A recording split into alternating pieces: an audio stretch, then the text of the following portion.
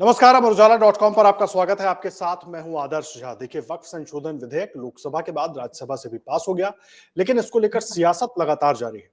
Congress party और विपक्ष के कई दल जहां ये कह रहे हैं कि वो इस बिल को लेकर कोर्ट का रुख करेंगे, यानी कि अदालत का दरवाजा खटखटाएंगे, जिसको लेकर सत्ता पक्ष की तरफ से कहा जा रहा है कि बिल्कुल अदालत तक जाने के लिए वो स्वतंत्र है। हालांकि अभी बिल पास हुआ है, कानून बना नहीं है, राष्ट्रपति के अनुमोदन के बाद ये कानून में तब्दील होगा। लेकिन इस बीच जमकर इस पर सियासत हो रही है। लेकिन इसमें ध्यान देने वाली बात यह है कि इस बिल को पास करवाने के लिए खास करके जेडीयू ने जिस तरीके से एनडीए में अपनी भूमिका निभाई, उसके बाद बिहार की सियासत में बहुत गर्मागर्मी नजर आ रही है। खास करके जिस तरीके से जेडीयू के अंदर भगदड़ मची, 4 अलग अलग पार्टी पदाधिकारियों ने पार्टी का साथ छोड़ दिया, जिसके बाद लगातार अब ये सवाल उठ रहे हैं कि क्या इन चुनाव से पहले वक्फ बिल के या इन चुनाव से पहले वक्फ बिल पर जो स्टैंड नीतीश कुमार और उनकी पार्टी ने लिया, क्या वो आने वाले चुनावों में उनकी पार्टी पर भारी पड़ सकता है? एक बात यह है। दूसरा, क्या नीतीश कुमार कोई और अलग स्टैंड लेने की तैयारी में है इस बार? क्योंकि अगर 2015 और 2020 के चुनाव को देखें, 2015 में जहां पर मुस्लिम वोट उनकी पार्टी को मिले थे क्योंकि वो आरजेडी के साथ चुनाव लड़े थे, लेकिन 2020 में जेडीयू के सभी मुस्लिम उम्मीदवारों को हार का सामना करना पड़ा था। तो क्या नीतीश कुमार इस बार हिंदुत्व की लाइन पर चलने वाले हैं? और आरजेडी भी इसी तरह के हमले कर रही है उनके ऊपर, यह समझना बहुत अहम है। तो बीजेपी और जेडीयू का क्या स्टैंड रहने वाला है, खास करके अगर बिहार का मुसलमान नाराज हो गया नीतीश कुमार से, तो उस स्थिति में नीतीश कुमार और बीजेपी दोनों मिलकर कितनी बड़ी जीत दर्ज कर पाएंगे? जो दावे अभी से हो रहे हैं रिपीट होने के, वो समझना बहुत जरूरी है। हमारे साथ 2 खास मेहमान इस वक्त जुड़ गए हैं। अभिषेक कुमार यादव हमारे साथ जुड़ गए हैं आरजेडी से, शिशिर चौबे हमारे साथ बीजेपी से मौजूद हैं। तो 2 नेता हमारे साथ रहेंगे और बात करेंगे, उनसे जानेंगे समझेंगे कि बिहार की सियासत में इस वक्त चल क्या रहा है। देखिए, प्रदेश कार्य समिति के सदस्य हैं शिशिर चौबे और अभिषेक कुमार यादव आरजेडी के नेता हैं। खास करके अगर लोकसभा की बात करें, लोकसभा में जिस तरीके से इस बिल को लेकर बहस हुई, जेडीयू के सांसद ललन सिंह ने, यानी कि राजीव रंजन सिंह ने अपनी बात रखी और उन्होंने सीधे तौर पर कहा कि नीतीश कुमार जी का स्टैंड बिल्कुल स्पष्ट है। अगस्त 2024 में भी जब बिल पर बहस हुई थी, उस वक्त भी ललन सिंह ने यही कहा था कि ये बिल वक्फ में जो तमाम खामियां हैं वक्फ बोर्ड में, उसको दूर करने के लिए है और इसी के लिए बिल लाया गया है और इसलिए जेडीयू का स्टैंड बिल्कुल क्लियर है। लोकसभा में जब बिल को पेश किया गया, उसके कुछ देर पहले तक हालांकि एक सस्पेंस जरूर बनाकर रखा गया कि जब बिल पेश होगा, पटल पर रखा जाएगा, उसके बाद स्टैंड क्लियर करेंगे, लेकिन सब कुछ लगभग वैसा ही रहा जैसा एनडीए में होना था, यानी कि बीजेपी चाहती थी। ये बड़ी बात है। अभिषेक कुमार यादव हमारे साथ जुड़ गए हैं। अभिषेक, आप तक मेरी आवाज पहुंच रही है? हाँ हाँ, सुन रहा हूँ। अभिषेक जी, क्या चल रहा है बिहार में? जेडीयू छोड़ छोड़ के मुस्लिम नेता जा रहे हैं, तो क्या होगा चुनाव में? क्या जेडीयू को झटका लगेगा? आप लोगों को फायदा होगा? कैसे, क्या सियासी परिस्थिति बन रही है वक्फ बिल के नाम पर? देखिए, जदयू को तो झटका लग चुका है। जदयू ने मुसलमानों के साथ, अल्पसंख्यकों के साथ बहुत बड़ा धोखा किया है। अल्पसंख्यकों का वोट लिया और जब पहली गलती तो करी उन्होंने कि भाजपा के गोद में बैठा हुआ जाकर। और ये वक्फ बिल जो है, सबसे बड़ा समझ लीजिए एक उसके साथ बहुत बड़ा छलावा हुआ है एनडीए सरकार के थ्रू। देखिए, थोड़ी तकनीकी दिक्कत हो रही है, आवाज अभिषेक कुमार यादव की हम तक पहुंच नहीं रही है। कुछ ही देर में शिशिर चौबे भी हमारे साथ जुड़ेंगे। लेकिन लोकसभा के भीतर जिस तरीके से, लोकसभा और राज्यसभा दोनों ही जगह इस वक्फ बिल को लेकर जो बातें हुई, जिस तरीके से सभी पार्टियों की तरफ से अपनी बात रखी गई, विपक्ष सीधे तौर पर यह बताने की कोशिश करता रहा कि एनडीए की जो सरकार है वो वक्फ बिल के जरिए वक्फ की संपत्ति पर काबिज होना चाहती है, मुसलमानों के साथ अन्याय हो जाएगा, ये बताने की कोशिश की गई। और इसके जरिए विपक्ष के नेताओं ने यह भी कोशिश की कि वो बार बार ये बताएं, ये दबाव नीतीश कुमार और चंद्रबाबू नायडू पर बनाएं कि उन दोनों ने इस मामले पर, अगर वो दोनों बीजेपी के साथ यानी कि एनडीए के साथ, एनडीए के स्टैंड के साथ जाते हैं, तो वो गलत करेंगे, मुसलमानों के साथ धोखा करेंगे। लेकिन उसके बावजूद नीतीश कुमार और चंद्रबाबू नायडू दोनों की पार्टियों ने अपना अपना स्टैंड साफ रखा। वहीं बात अगर राज्यसभा की करें, राज्यसभा में जितनी सांसद थे एनडीए के पास, उससे ज्यादा वोट एनडीए को मिले इस बिल को पास कराने के लिए। ये बड़ा अहम हो जाता है, इसीलिए समझना तमाम चीजों को बहुत जरूरी है। शिशिर चौबे इस वक्त हमारे साथ जुड़ गए हैं, प्रदेश कार्य समिति के अध्यक्ष हैं बीजेपी के बिहार के। शिशिर, बहुत स्वागत है आपका अमर उजाला.com पर। बड़ा अहम है समझना कि देखिए, वक्फ बिल को लेकर जिस तरह का स्टैंड जेडीयू का रहा, बीजेपी का स्टैंड हम सबको पता है, क्योंकि बीजेपी और जेडीयू, आपकी पार्टी के साथ जेडीयू मिलकर वहां पर सरकार चला रही है, नीतीश कुमार मुख्यमंत्री हैं। और अगर अभी जो माहौल बन रहा है, 4 नेता और कार्यकर्ता, जिस तरीके से कहा जा रहा है कि जेडीयू छोड़कर जा रहे हैं, अगर मुस्लिम समाज के लोग नाराज होते हैं जेडीयू से, तो क्या आने वाले चुनावों में कलेक्टिवली बीजेपी जेडीयू को झटका नहीं लगेगा, नुकसान नहीं होगा? कैसे आप लोग देख रहे हैं स्थिति को? देखिए, मैं आपको आदर्श जी पहले तो बहुत बहुत धन्यवाद आपको मुझे अमर उजाला डिजिटल में जोड़ने के लिए। दूसरी बात मैं आपको बता दूं कि ये जो नेता हैं, 3-4 लोगों ने जो अभी इस्तीफा दिया है या इस्तीफे की पेशकश कर रहे हैं। गुलाम गौस है, जेडीयू से एमएलसी हैं, उन्होंने अपनी बात को रखा है, इस्तीफे की कोई पेशकश नहीं हुई है। और सबसे अहम यह है कि इससे मुस्लिम समाज का जो तबका जो बीजेपी या जदयू को वोट करता है या जेडीयू के साथ है, उनमें किसी भी प्रकार का कोई भी अंतर नहीं है। क्योंकि ये बिल जो है, जो लोग कल तक जो हुआ बनाया गया था बिल को लेकर कि ईदगाहों को खत्म कर दिया जाएगा, इबादत की जगहों को खत्म किया जाएगा या फिर मस्जिदों पे ताले लग जाएंगे, ये कल लोकसभा के पटल पे माननीय गृह मंत्री जी ने साफ कर दिया कि इससे ऐसा कुछ भी नहीं होगा। जो भी जरूरतमंद लोग हैं और जिनको इस वक्फ बोर्ड को चुनिंदा लोग जो कि इसको बदनाम करके रखे हुए थे और जो जमीनों पे अधिग्रहण करके कोई फायदा नहीं देते थे, ये उनके लिए है कि ये इसका लाभ मिल सके सारे मुसलमानों को। तो इसका आपको मैं सच बता दूं, कोई असर नहीं पड़ेगा। ये सिर्फ और सिर्फ राजनीतिक रोटियां सेक रही हैं और आरजेडी को ऐसा दिख रहा है कि ऐसा होने से आरजेडी बहुत मजबूत होगी, जबकि लालू जी ने स्वयं इस ऐसे कड़े बिल को लाने के लिए पहले भी वो उसका वकालत कर चुके हैं। ठीक है, ये अहम बात आप कह रहे हैं। अभिषेक जी हमारे साथ जुड़ गए हैं आरजेडी से, अभिषेक यादव जी। अभिषेक, अगर आप तक मेरी आवाज पहुंच रही है, मुझे बताइए जो बात शिशिर कह रहे हैं, क्योंकि अभी जब लोकसभा में बहस चल रही थी उसके बाद लालू यादव जी का एक वीडियो वायरल होना शुरू हुआ, 2010 का था शायद, अभी वो डेट मुझे याद नहीं आ रही है, जिसमें वो डाकबंगला चौराहे का पूरा जिक्र कर रहे हैं और इसी बात का जिक्र कर रहे हैं कि कड़े से कड़ा कानून बनना चाहिए। तो ऐसे में अगर बीजेपी, जेडीयू, एनडीए मिलकर ये कानून लेकर आती है तो उस पर इतना हो हल्ला क्यों, और अब क्यों विपक्ष इस पूरे मामले में कोर्ट जाने की बात कर रहा है? देखिए आदर्श जी, ऐसा है, लालू जी ऐसे नेता हैं जो हमेशा अक़लियतों, अल्पसंख्यकों के लिए अपना सारा जीवन जो है दांव पे लगा दिया और उन्होंने कभी इन लोगों के सामने अपना घुटना नहीं टेका, जिसकी वजह से आज उनको कई यातनाएं झेलनी पड़ रही है। और अकेले लालू जी ही बिहार में और इस देश में है जो अक़लियतों के लिए लड़ाई लड़ते हैं, उनकी बात को बड़ी मजबूती से रखते हैं। शिशिर जी, क्या केवल वोट बैंक की राजनीति के लिए बीजेपी, जेडीयू, एनडीए ये सब कुछ कर रही है कि वोट बैंक की राजनीति इससे हो जाए? बिहार में चुनाव भी दूर है, इसलिए मैं थोड़ा बिहार पे फोकस कर रहा हूँ। वोट बैंक की राजनीति अगर है तो क्या मुस्लिम वोट नाराज होकर चला जाता है तो कोई बात नहीं, लेकिन हिंदू वोट तो हमारे पास आ जाएगा, इस बात पे ये वाली थ्योरी चल रही है?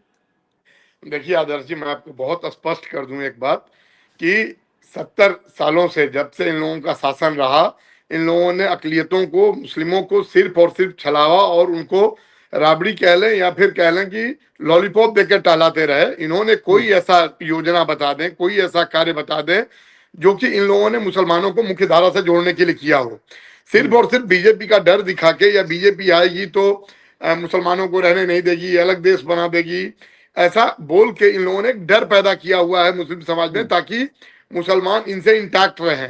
आपको मैं बता दूं कि जो उत्तर प्रदेश की सरकार है, बिहार में जो सरकार चल रही है या कहीं भी, अब मुस्लिम भी ये समझने लगे हैं कि भारतीय जनता पार्टी सबका विकास, सबका साथ, सबका प्रयास और सबके विश्वास से चलने वाली पार्टी है। और इस वक्फ बोर्ड का बिल का जो अमेंडमेंट लेकर आए हैं आदरणीय गृह मंत्री अमित शाह जी, किरण रिजिजू जी और आदरणीय प्रधानमंत्री जी के मार्गदर्शन में, इसका अब सही लाभ अक़लियतों को मिलेगा। और जो इस वक्फ से जो अभिषेक जी बोल रहे हैं, ये बता दें कि कितने लाभ वक्फ से मिले हैं लोगों को। वक्फ बोर्ड ने कितने जो आश्रित लोग हैं, जो विधवा बहनें हैं या जो भी लोग हैं या जो गरीब हैं अक़लियत में या जो नमाज पढ़ने आते हैं, मैं देखता हूँ ईद की नमाज मेरे पीछे होती है, यहाँ मेरे घर के पास ही ईदगाह है, उसमें से कितने लोग ऐसे हैं जिनको वक्फ बोर्ड ने लाभ पहुंचाया या उनकी जरूरतों को समझा। पहली बात। दूसरी बात कि बिहार में मुसलमान जो 2 दिन पहले तक गफलत पैदा की गई थी, लोगों को ये अब बखूबी समझ आ गया है कि जो केंद्र की सरकार है वो सबको लेके चल रही है। और आप देखते जाइएगा इस बिल के बाद ये धारा 370 हुआ, तभी ये बात उड़ाई गई। समझ में आ गया शिशिर। देखिए, मैं नाम आपको बता देता हूं। अल्पसंख्यक प्रकोष्ठ के प्रदेश सचिव मोहम्मद शहनवाज मलिक, प्रदेश महासचिव तबरेज सिद्दीकी अली, भोजपुर से जो पार्टी के सदस्य हैं दिलशान राइन, जेडीयू के जो पूर्वी चंपारण जिला चिकित्सा प्रकोष्ठ के प्रवक्ता है कासिम अंसारी, उन्होंने इस्तीफा दे दिया। हालांकि राजीव रंजन जो प्रवक्ता है, राष्ट्रीय प्रवक्ता है, वो कह रहे हैं कि भाई उनका पार्टी से कोई लेना देना नहीं है, कोई पदाधिकारी नहीं है, सोशल मीडिया पे सब हवाबाजी हो रही है। बिल्कुल वही मैं बोल रहा हूँ। आप अगर जो वोट की बात करें, वोट बैंक की बात करें, तो बीजेपी या जेडीयू मुस्लिमों को वोट बैंक नहीं समझती है, इनको हम समझते हैं कि इनको मुख्य धारा में आना चाहिए और इनको लाभ मिलना चाहिए। आदर्श जी, मैं अमर उजाला के माध्यम से आपकी इस डिबेट में बताना चाहूंगा कि जो आयुष्मान योजना है उसका लाभ आप देखेंगे तो सबसे ज्यादा अकलियतों को मिला है, और उसमें कहीं दो राय नहीं है कि उसका जो पूर्ण रूप से लाभ या फिर लाभार्थी जो होंगे ये हमारे मुस्लिम समाज के भाई होंगे, भाई बहन होंगे। अब जो योजना बनती, जो सड़कें बन रही हैं, क्या उस पे सिर्फ बीजेपी के लोग चलते हैं, जेडीयू के लोग चलते हैं? आज बिहार में पटना से कहीं भी जाने में 3-3.5 घंटा लगता है। अभिषेक जी डिबेट में है आरजेडी से, क्या वो बताएंगे क्या कि पहले क्या स्थिति थी बिहार में? जिस तरीके से लोग आज रात को निकलते हैं, कभी भी कहीं जाते हैं, क्या स्थिति थी? और रहा सवाल वक्फ बोर्ड का, तो ये सिर्फ और सिर्फ आरजेडी को दिख रहा। आरजेडी को खुद समझ में आ जाएगा कि जो जिस तरीके से ये लोग अकलियतों को वोट बैंक बना के उनका इस्तेमाल कर रहे थे, उनको मुख्य धारा से जुड़ने नहीं दे रहे थे, उनपे बीजेपी का डर और हवा बनाए हुए थे, वो इनके सामने आएगा। अब देखिएगा मुस्लिम समाज बड़े तबके में बीजेपी के साथ जुड़ेगा। ठीक है, मृत्युंजय तिवारी जी हमारे साथ जुड़ गए हैं, आरजेडी के प्रवक्ता हैं और बड़े प्रखर तरीके से अपनी बात रखते हैं। मृत्युंजय भाई, बहुत स्वागत है आपका अमरउजाला.com पर। ये जो खास करके अब जेडीयू में हम देख रहे हैं एक के बाद एक नेताओं के छोड़ने का सिलसिला शुरू हो गया है, क्या ये इसका फायदा चुनाव में आरजेडी को मिलेगा? अगर हम यही मानकर चलें, अभी जो बताने की कोशिश हो रही है कि भाई बिहार का मुसलमान जो है वो नीतीश कुमार से हो गया नाराज, अगर इससे हम समझें वो परिस्थिति बन रही है, या अभी लड़ाई आप लोगों की लंबी है? देखिए, ये फायदा और नुकसान का सवाल नहीं है, सवाल है देश का, सवाल है संविधान का, सवाल है धर्मनिरपेक्षता का। ये देश चलेगा अपने नियम कानून संविधान से। अब किसी की मनमानी हिटलरशाही तानाशाही से तो चलेगी नहीं। आज वो उनके पास संख्या बल है, सरकार के बहुमत से सरकार चल सकती है, लेकिन देश चलता है सर्वमत से। तो जिस तरह से जिसके लिए ये वक्फ संशोधन बिल लाए हैं, अब वही समुदाय, वही लोग, अल्पसंख्यक समाज के भाई को आपत्ति है, तो आखिर सरकार हर ऐसे कामों को, ऐसे विधेयकों को क्यों पास कराती है जिस पर आपत्ति हो? सबको साथ लेकर चलना चाहिए।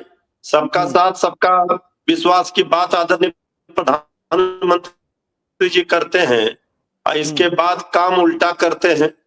आखिर ये क्या बताना चाहते हैं? जो बीजेपी, जो अपने को सेकुलरिज्म और सेकुलर कहते थे आदरणीय नीतीश कुमार जी, जेडीयू अन्य पार्टियां, वो तो बेनकाब हो गए, वो पूरी तरह से सांप्रदायिकता के रंग में रंग गए।